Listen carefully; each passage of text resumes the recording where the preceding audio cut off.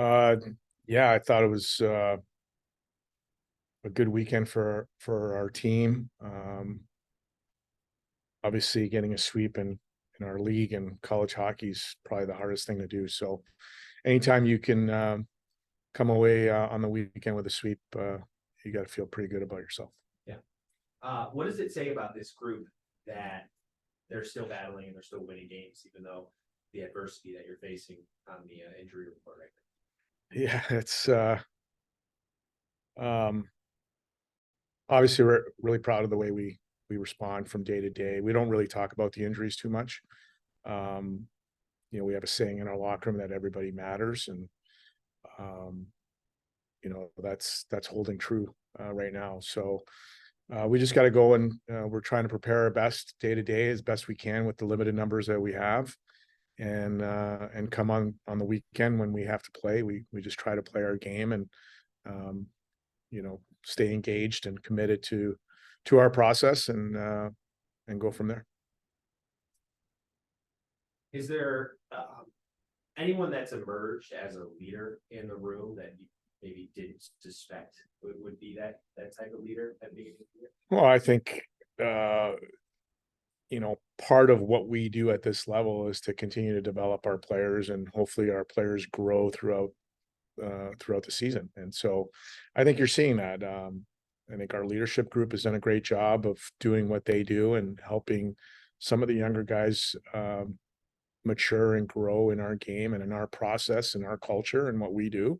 And so I think everybody's taken a pretty good step forward, and not just on the ice, but off the ice as well. And that's what we want. That's growth, that's maturity, that's understanding this level, that's understanding what we do and how we do it.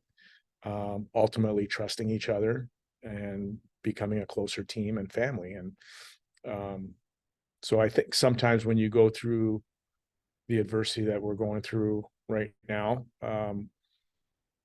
that happens maybe a little bit quicker. And a credit really goes to the leadership group, because you could go one of two ways.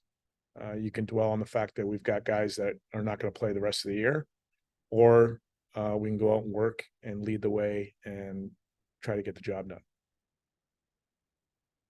Um, so kind of an oddity about this week, and there were three spurts of multiple goals within maybe 2 minutes. Um, is there a reason that happened this weekend? Were there any letdowns, or was it just kind of the way the games played out?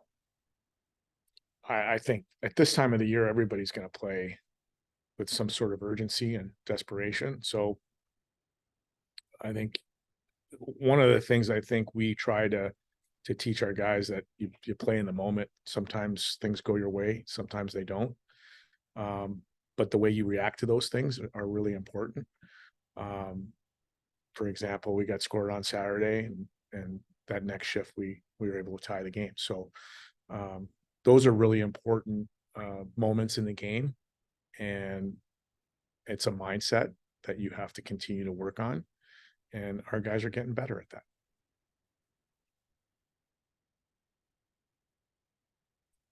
One last question. It's been a theme this year. You guys have been really good out of the gate. Those CCHA standings, you're at the top super early.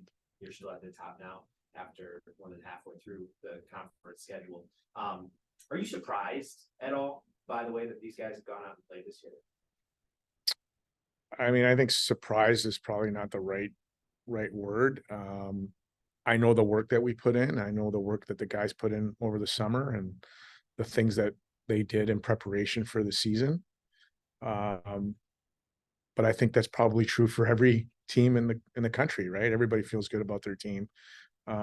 This is what we do. We want to play meaningful games in the month of January and February, and hopefully you're in a position to be playing for something. And we've put ourselves in that spot. I'm obviously we're happy about it, but it also means that our guys are buying into the culture and the process in which we do things.